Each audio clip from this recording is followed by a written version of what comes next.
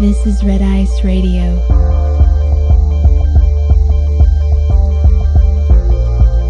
From the apparent to the esoteric.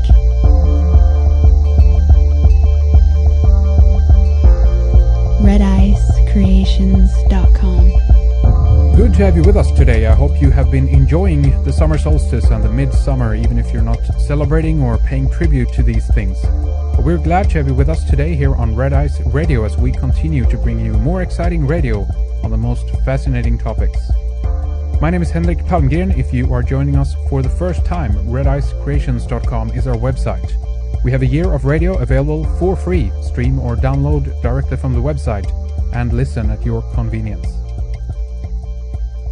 Today we have Max Igan joining us from Queensland in Australia. Max is behind the website thecrowhouse.com, and he covers, much like us, a vast array of different topics spanning from government corruption to the mysteries of our ancient past. Max is with us today to share his perspective from Australia, as it seems to be a testing ground, together with many other countries, for the agenda of the power-hungry cabal of global centralization.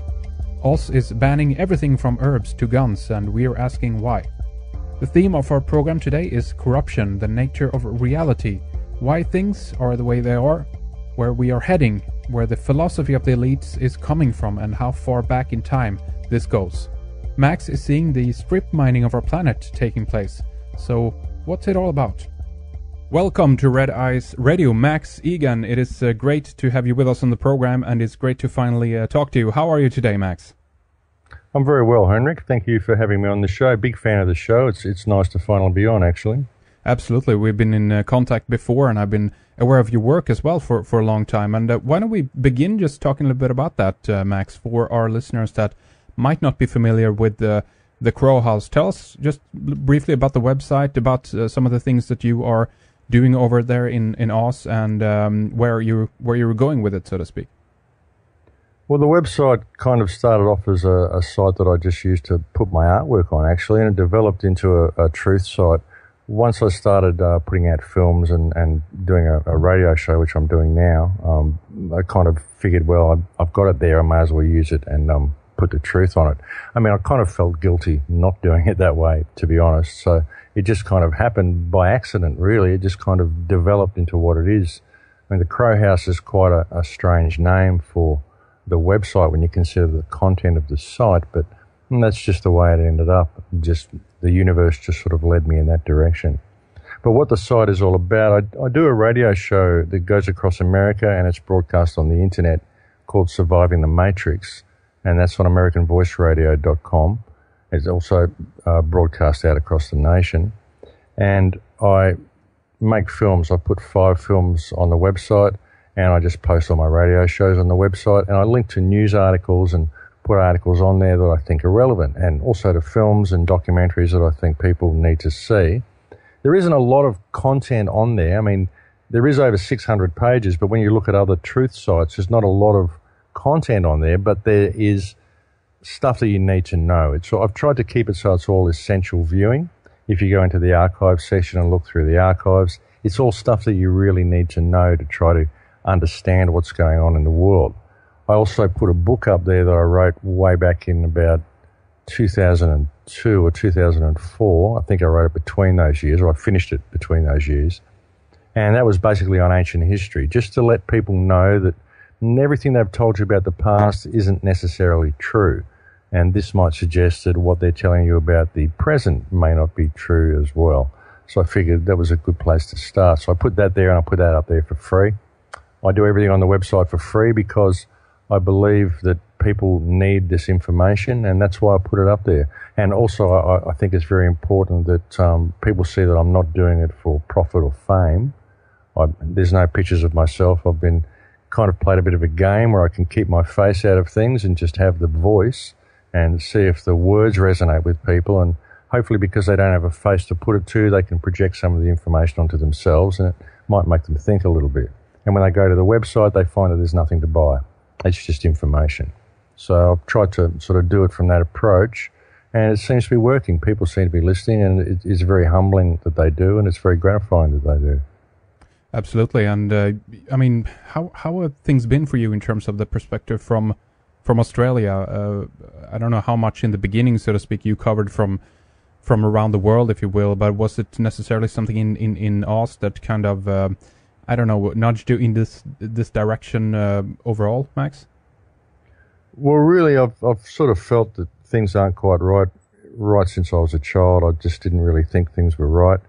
When I started researching what was wrong with the place, I sort of come across the bloodlines, and you go down the same rabbit holes that everybody goes through, and then you see it all around you in your own country.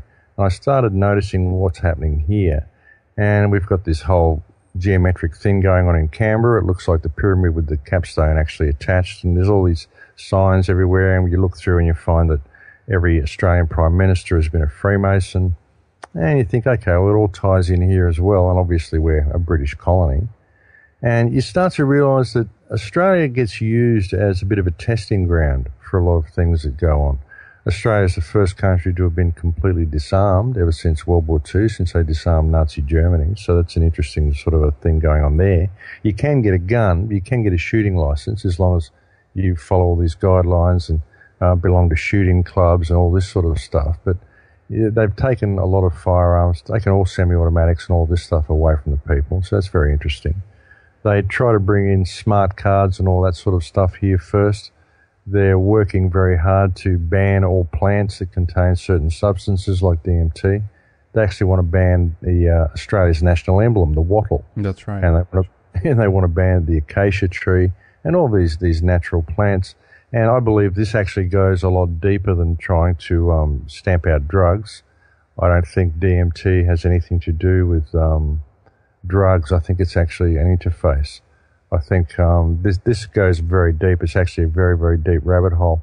A lot of the stuff I talk about on the radio show, I talk about consciousness, and I talk about the fact that we have many higher senses, that we can interact with completely different perspectives of reality that we don't actually even know exist. And DMT is the interface that enables people to do that. And the plants that contain this substance, they don't actually contain DMT. They contain a molecule that can be manipulated and turned into DMT. Well, what they seem to essentially contain is an antenna. And I believe, and the research has led me to believe, that this is the antenna that reality basically uses to interface with itself. This is the language of plants, the language that animals use to talk to plants. The animal instincts that we talk about, these aren't necessarily instincts. These are communication using higher senses. I believe the human body is capable of these higher senses, but we're kept in a state where we just simply don't perceive the rest of reality. We seem to perceive a very, very narrow bandwidth of reality, because DMT is actually in our body all the time. It's actually active in our body all the time. And we should be producing vastly more amounts of it than what we are at the moment. So this has been done purposely through DNA and all sorts of stuff. But now that people are waking up to it and they're thinking, oh my God, people are finding out that they can do this, we need to ban all these plants to remove this connection that we have with nature. It's incredible how they've managed to pull this off. And a little bit later here, I want to ask you about what you believe is behind this. I guess more from one sense a psychological point of view, or the mentality of the people that are actually enforcing this, if you will. But how do you think Australia has been turned into a testing ground, if you will, and what is some of the other testing, if you will, that you see going on? Disarmament that's a big one, of course. Starting to ban herbs and things like that, detaching humanity from nature in one way as well. But what else do you see is going on down in Oz, Max? Well, people are kept very apathetic in Australia. We really are. I mean, they're wonderful people, and if they're aroused, then they can be very staunch and stand up for each other. But we're kept very apathetic. The amount of fluoride in the water, the toxins and the chemtrails. The chemtrails here, I don't know, like I see chemtrails all over the world, but the chemtrails here, sometimes they're very, very small, just like a tiny slice in the sky, almost, 100 yards long or something, not very big at all. Then they swell out into these huge cloud banks and this haze that just covers everywhere. It's almost like we've watched the technology improve. So these are only tiny thin little trails that they're leaving now.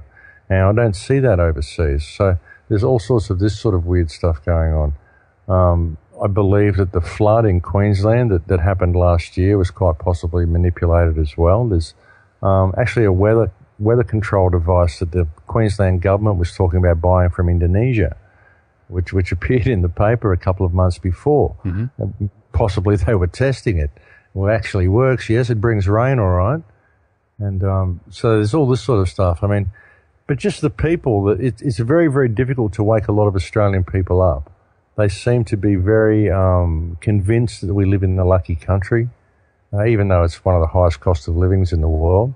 I think that they're also, if they're not doing it already, they are trying to turn the whole country into a nuclear waste dump. I mean, it's the perfect spot for it if you want to look at things from a global perspective. You've got this huge desert country away from everywhere else, so where else are you going to put your waste? You know, I think it's been kept with a very low population for good reason. There's also would appear to be a lot of underground bases around this place.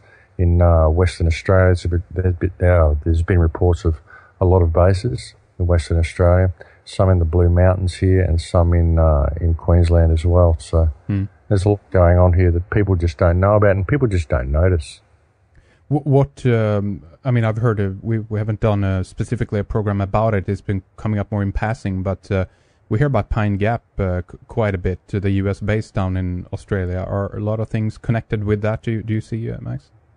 I think so, but it's very difficult to find out anything about Pine Gap. It is so secretive. It's very, very difficult to get information with anything to do with it. Yeah. It really is. It appears to be a very small base from the surface, and yet it has a C-130 arrive there every day. So God knows what's in all of that, but there is reported to be quite a large base underground, but we really don't know. Nobody in the country knows what's going on there. It's really one of the most secret bases in the world, I believe. Interesting. So, I mean, what if we discuss a little bit about some of the mentality, what you see people behind this, on how you feel from your perspective, basically what is going on? Why do you think that people in charge or in power are heading us into this direction of this detaching us from nature, basically, in that sense? In this country, it might take another turn than banning of plants directly, if you will. But I see the same thing happening here. I see the same thing happening around the world in one way or another. It just seems to take a different shape in different countries. But what do you see, Max, from your perspective? Well, all the world's a stage. I mean, really, there's already a global government that's in control of the planet, and the parts that it isn't in control of, it's gaining control of now, with what we see in the Middle East and all this sort of stuff. I mean, this is all pretty staged. It really is. Now, the Libyan crisis, this is all completely staged. One of the things with the Libyan rebels, one of the first things they did to free themselves was put in a central bank. We want our own central bank. I mean, that's no way to free yourself, is it? So it shows you who's in charge of that revolution. So, I mean, there's already a global government that's doing this. The thing is the system itself. I mean, there's been this system put in place, and everybody that's educated or indoctrinated into this system simply works to make the system more efficient. This is what we perceive to be intelligence in this world. You know, we go to school, we learn all this left brain stuff, so we get completely disconnected from our right brain and disconnected from reality, disconnected from nature.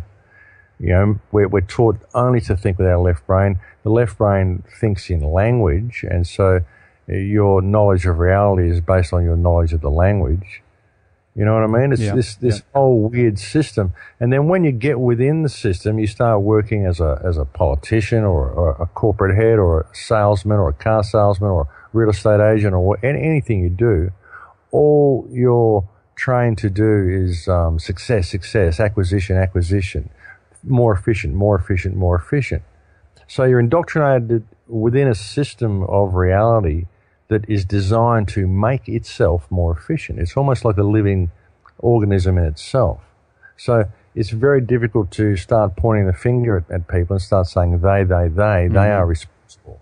I think that the whole system itself is a misconception of reality, and it is we the people, is our failure to face the shadow in ourselves when we see injustice. The thing is, we don't feel free, Henrik. You know, we believe freedom is freedom of acquisition. Like, I'm free to move about, I'm free to do this, I'm free to do that, but there's certain things I can't do. I have to pay taxes, and I have to pay to be alive, which means I've got to go and work in order to collect paper just to live on the planet. So nobody's free. Nobody who needs money is free. You know, this whole system, this fictional system. We go and we spend our time basically strip mining the planet and selling things to each other and doing all this stuff that we don't need to do in order to collect paper so we can pay to be alive. It doesn't make any sense at all. So it's this whole system itself that's doing it, and it's because we don't actually feel free.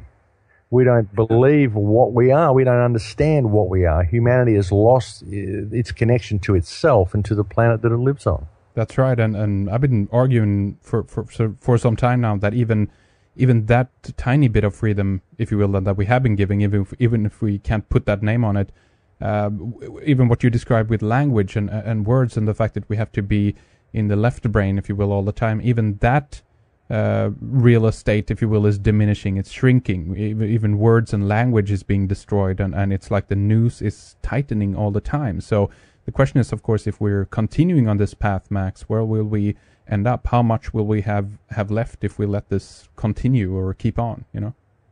Well, we won't be human anymore. We're losing all of our connection to humanity. So this is why English is being promoted as the global language, because there's so many words that have been taken out of English. It's like Newspeak in 1984. They removed all of the words that related to revolution or freedom or any of this sort of stuff. So the people knew what they wanted, but they didn't know how to convey the information to each other. And one of the words I often use to describe this what's been done to the English language is the word dharma. People understand what dharma is. Dharma is your place within the cosmic machine.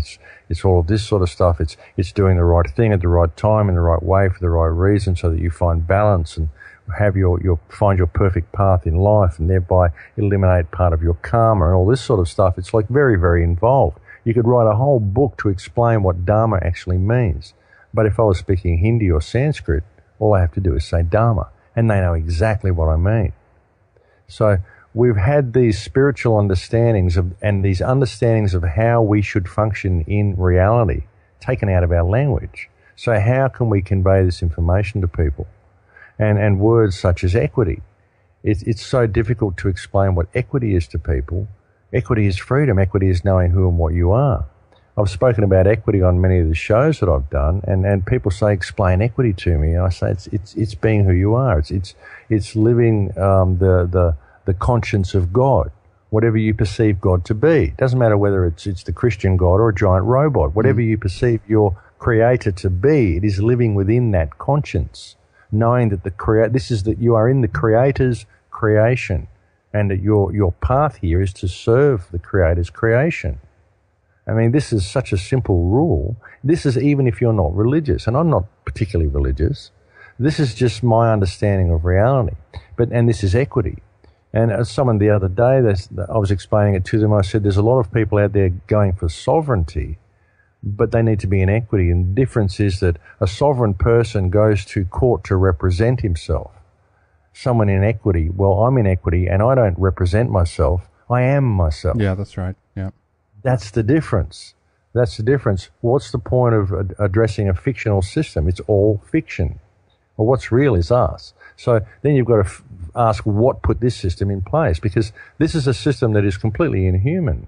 And yet it seems to have been created to support the human race, to govern the human race. But how come it's such an inhuman system? And they start removing our understanding of reality from us. Then they start removing things in nature, so that if we ever do get this understanding back, the interface is gone. We won't be able to connect with it anymore. You know, so what put the human race in this state? You know, we've got like 3% of our DNA active. We're using half of our brain.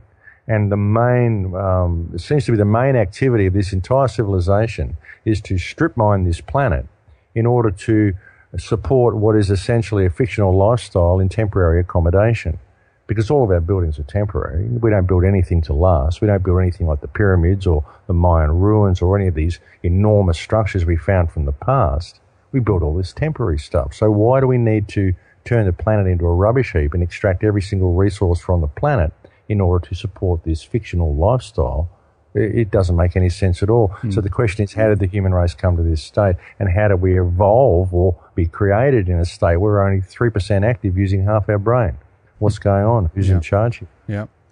If we look at this from a kind of a polarity point of view, that there's this argument, if you will, going on, Max, about if we truly are evolving or if we're devolving, meaning that the theory is that we started up, as you mentioned, in terms of the pyramid building, if you will, that we started on a high note, and now we're kind of just, what we're witnessing is kind of the slow fall of humanity, and this seems, in some regards, from my perspective, seems to have kind of escalated in the last few years, actually, where human consciousness itself seems to be changing in the majority of people. It seems to, like, we're going backwards. It seems like this is now going faster and faster and faster, and it's almost like, I don't know if we should call it the spirit or the force of the universe, if you will, has left at least a certain portion of the human being, if you will, and what we're left with is kind of a body, zombified robot or something like that. I'm not even sure, and it's like they're driven by impulses which are not theirs. They're totally programmed by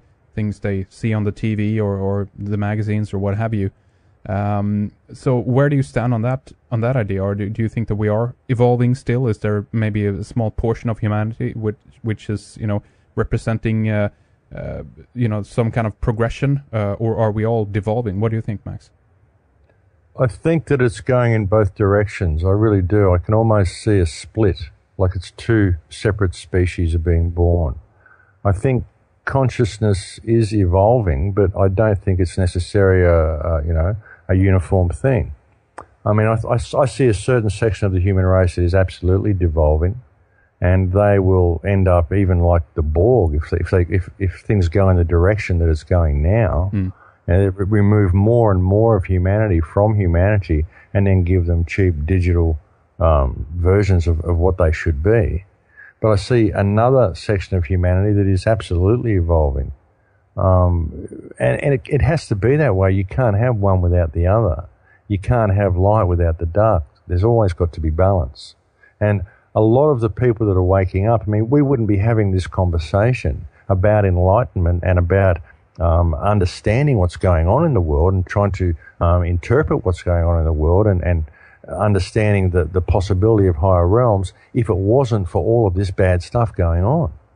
If the world hadn't devolved to the state it has done in the last 10 or 15 years, we wouldn't be having this conversation now. So there's always a balance, And I believe that there may even be two complete separate realities created, because really when you look at reality, I mean, I've done a lot of looking at the holographic universe and all of this sort of stuff and the nature of consciousness and how everything is made of energy. If you really get down to it, I mean, I'm sure you've looked into all this stuff as well. Everything's just made of photon light and phonon sound when you get right down to it.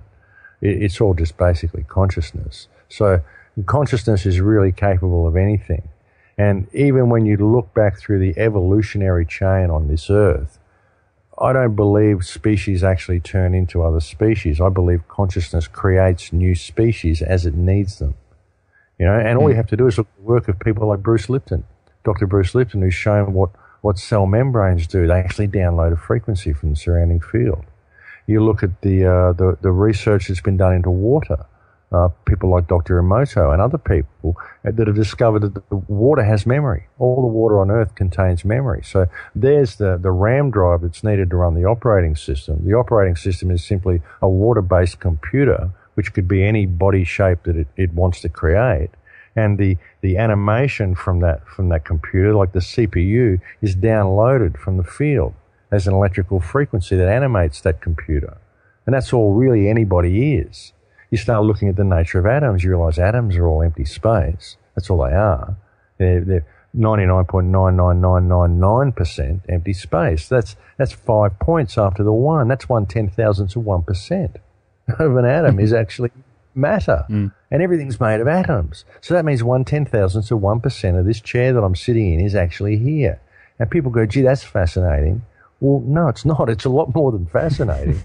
It's absolutely unbelievable. This chair's only here because I perceive it to be here. My body is only here because I perceive it to be here. We're only having this conversation because we both perceive it to be happening. All that actually exists is consciousness. So that puts a whole different slant on everything when you look at it. And it kind of frees up the realms of what is or isn't possible. Because absolutely anything is possible. Anything that consciousness needs to evolve is possible. And I believe that evolution can take different avenues. Who knows that one program, such as we see running on this earth, couldn't evolve into a myriad of different realities? Who knows if it couldn't evolve into a different reality for every frequency that exists on the planet, which would be every person that exists on the planet. I mean, anything is possible when you really look at the nature of reality. But that's not the deal, unfortunately. At this point, anyway, we can do what we know is the right thing, obviously, to help this along. But at the moment, again, to touch base again with that idea, it seems to me that the surrounding field that you're talking about, it is there. But do you think that the masses have been detached from the field, getting access to it? I mean, I can see it happening in different ways, of course. We, walk from the house on the paved road into the car, just to the supermarket, what have you. I mean, there's even many people alive who never even, touch the earth with their feet. You know what I mean, Max? It's like very detached physically even, Oh, absolutely, absolutely. And that's the problem, see, because, I mean, we're an individual frequency. You and I are each individual frequencies, but we're actually part of a collective as well. And the collective consciousness, the collective unconsciousness, this is what shapes reality. And this is what will probably shape the rest of reality. There will be, hopefully, frequencies that don't go with that. I'm sure that there actually will be frequencies that don't go with that. But I think the majority of reality will go down a certain path unless they wake up. But I believe they will wake up in the end. But I think the more negative it gets, the more it will take to wake people up. And some people are very much asleep, and that's the way it is. But there's also other theories that you could look at. I mean, why would it all be happening in the first place? That's the question. Why are we doing this? What put the human race in this state where our activity is basically strip mining the planet and profiteering from each other and turning everything we can into a rubbish heap? What has put us in this place? Who's in charge? Who is in the eye at the top of the pyramid, and what is the eye at the top of the pyramid?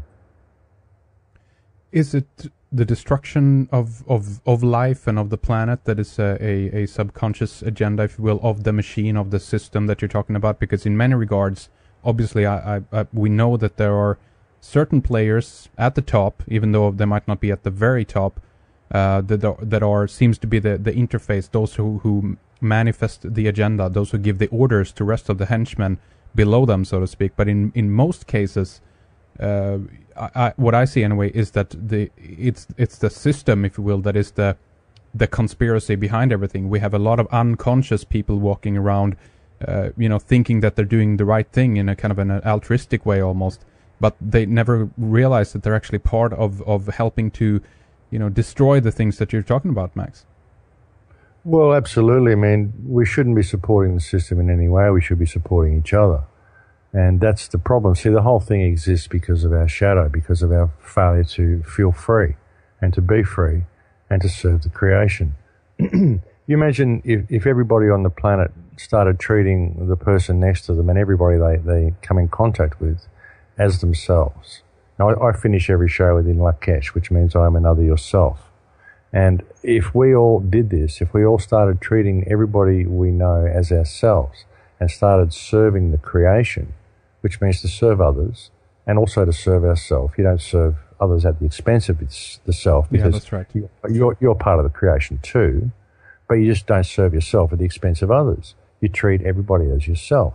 This is how we change everything.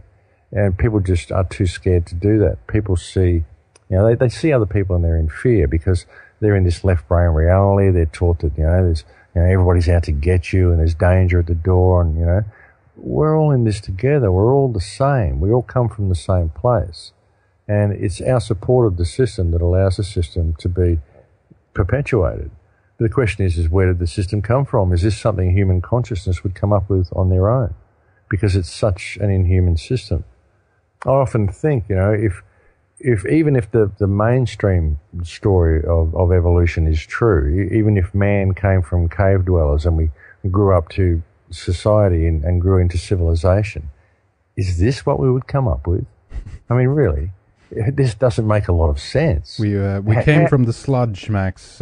Straight out, and just this is the end result of it. Yeah, this is it. It looks like we're pretty much in the sludge still. But That's right. it doesn't make sense. I mean, if we were living with nature, even whatever we were doing, why did we make metal? How did we even know what metal was, let alone how to make it? And why would we make this stuff to begin with? What purpose would it serve? And once we make metal and make iron and all this stuff, it all falls apart from there. We end up with this. So why would we do that? It doesn't make sense for a consciousness in bloom that would come up with something like the pyramids, that would know how to soften stone and make Mayan ruins, because that appears to be how they were made, was through softening stone. And there's techniques that exist for doing this still that the medicine men use. So how do we come up with something like that and then turn it into something like this? It doesn't make any sense at all. So you just have to ask the question. And I've been really wondering this, and I keep coming back to the same answer. It's not one that I particularly like, but I keep coming back to it over the years. So, maybe we'll talk about that a bit later. But it doesn't make a lot of sense to me at all. I definitely want to talk about that with you in terms of where this is coming from. I recently listened to a presentation by Graham Hancock, who has been, doing specifically in his work on supernatural, trying to, I guess, find the root of human consciousness and where the difference happens, so to speak. He's been looking into the archaeological record, and certainly there are a lot of things which are, pointing in the other way in terms of, work like Michael Cremo has done, finding things in the fossil record and deeper down, which indicates that humanity or some kind of activity anyway has been going on for millions of years. But if we do take the official version for now, and what Graham Hancock was trying to say in this presentation, it was that it was kind of boredom, if you will, for 6 million years or so after the modern man, if you will, was there. The only evidence was basically of some kind of stone hammer, if you will, and that was like the only progression forward, and it was that for 6 million years, and then something happened there, and there's speculation obviously what that was, and his particular angle that I heard was that this was entheogenic related. It was mushrooms or some kind of drug, it was some hallucinogenic substance that we either stumbled upon or were given, what have you, that kind of was the spark of consciousness. But then when I listened to that idea, Max, which is very, very interesting, and I don't discount it at all, but I still get back to the same point. Well, is that then what we have today? Is that the end result of that new consciousness entering into mankind? That doesn't make sense to me either. What about you, Max? No, it doesn't make much sense at all. Actually, I go back to the story of Manco Capac in South America with the presentation of tools. I believe Sitchin touched on that in one of his books as well. The story of, what was the city called Tinoch. And there was a ceremony that went down in Lake Titicaca, and the gods presented Manco Capac with tools. It appears as tools anyway. It looks like he's giving him some object, and it looks like an axe head or like a cross between an axe and a pick or something. But it seems to be a presentation of tools, and it wouldn't surprise me if it started there somehow. I mean, there's a lot to be said for some of that work. And, I wouldn't put past anything. I mean, all the talk that Sitchin came up with the Anunnaki and all this sort of stuff, all very interesting, hard to prove, but very interesting and highly possible. So you've got to wonder about all that as well. An interesting side note on that is a lot of people say, well, why would these bloodlines be doing all these things over such vast amounts of years? And whether it's true or not, an interesting side note is that the talk of the Anunnaki, apparently there was 3,600 Earth years to one Anunnaki year. So really they could be doing all this in a couple of months if they're still here. You know what I mean? It wouldn't take long.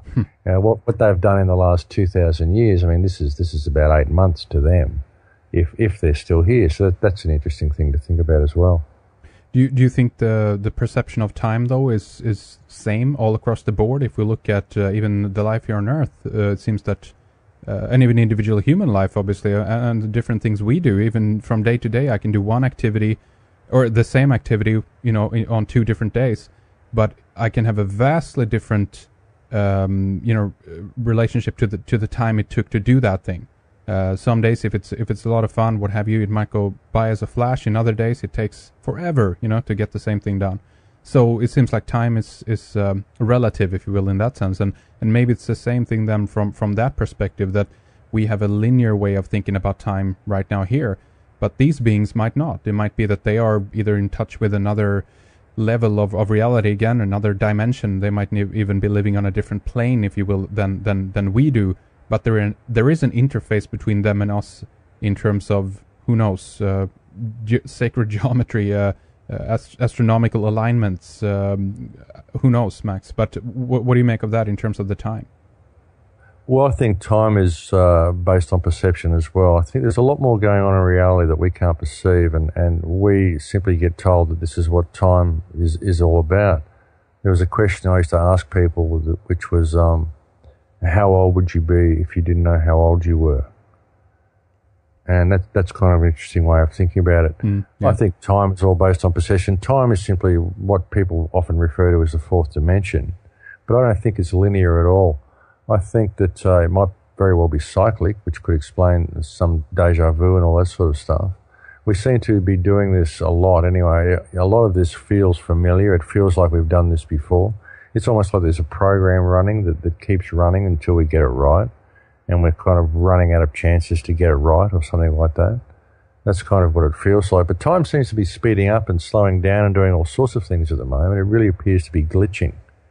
I find myself doing things like I'll look at the clock and then I'll go and do all this stuff and come back and look at the clock and it's only 1 minute later. And it's very, very bizarre. So it seems to be jumping all over the place for me.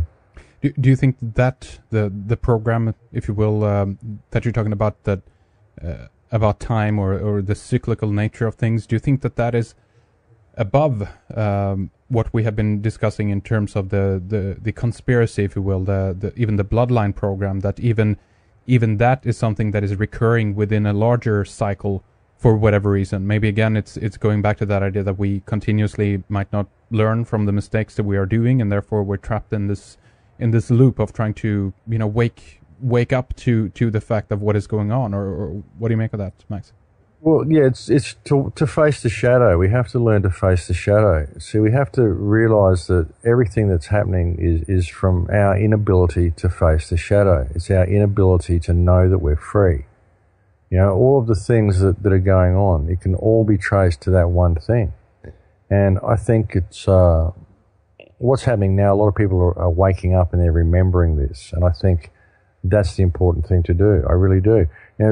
Everything that we face, it's all because of governments and this and that and the system itself, but the system only functions because of the energy that we give the system. I almost like to just stand up and tell the world to just stop. Everybody just stop for 5 minutes and just listen to me for a second, and try to tell them what's going on and just let them know that they're all actually free and that no one's a threat to them, that we can all live in harmony. It's so simple. It's so simple. I think that it's, I really think that's the key to the whole thing. And I think that everything has to be experienced as well. I think we have to have these negative things in order for the positive to happen. That's just the way it goes.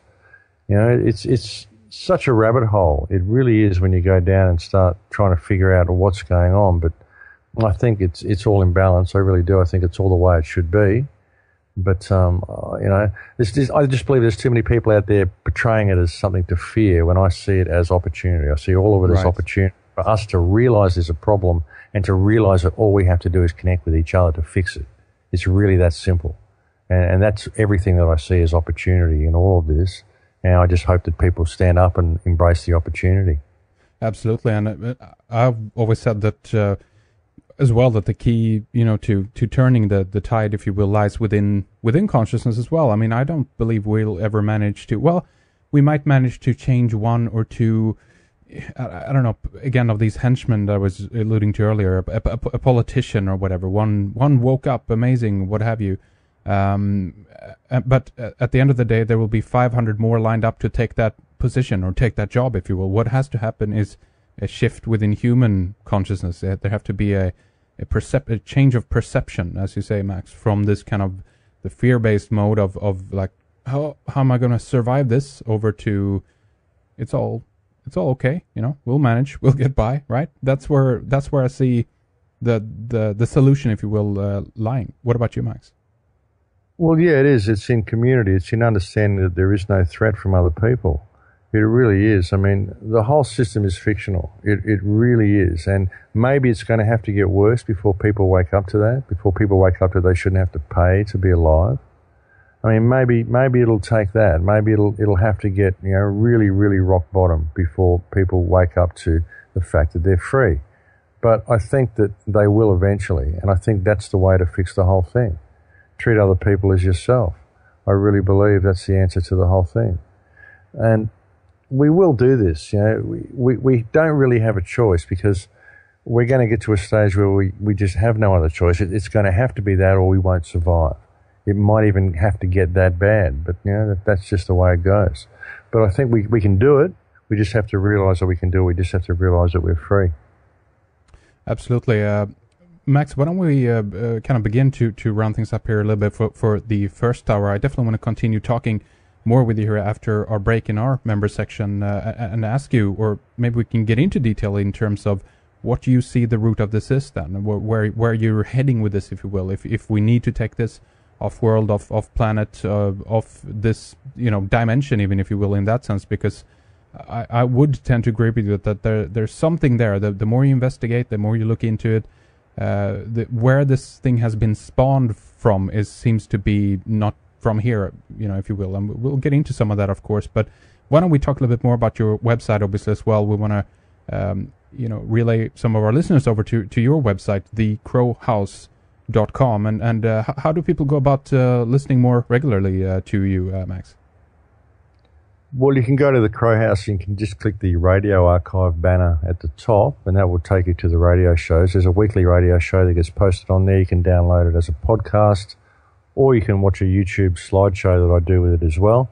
There's also a link to the YouTube channel on the website on the homepage, and you can go there and you can watch the slideshow. You can subscribe to the channel and all that sort of stuff. So it all gets posted there. You can tune into the AmericanVoice.com as well. I believe this show goes to air on Friday night at 9 p.m. That would be US Central Time. So a lot of people just find it easier to go to the Crow House and get it from there. And all of the films are there. I'm actually working on a new film, and Ben Stewart's actually helped me with that. He's just been out here, stayed for a week. We did some talks down in Melbourne and Sydney and here in Byron Bay. And I emceed a couple of the talks. And he's just been here, and we've been working on the film. He's also working on a new one as well. So you'll be able to get access to all of that sort of stuff through the website. The 5 films that I've done are all up there. So it's all there. And the site gets updated regularly. So it's got a lot of information on it and a lot of links to other sites. There's actually a link to Red Ice on there as well, actually, on the links page, Henrik. So yeah, I've been aware of your show for a while. So I figured I'd put a link to it because I love what you do. So, and all the sites up there, like nobody pays for any advertising on the Crow House. I just put links on the links page and put banners up there for people that I believe are sites that people should go and visit. I like to feature a site every week as well, a new site every week. And yeah, it's all there. Absolutely, that's great. Thanks for that, Max. Keeping busy, and that's great as well. There's a lot to do, obviously. Still, we are just kind of beginning and heading into it, as it were, obviously. But we have a lot more to discuss here in the second hour. So stay with us, Max. We'll continue here with more after a short break.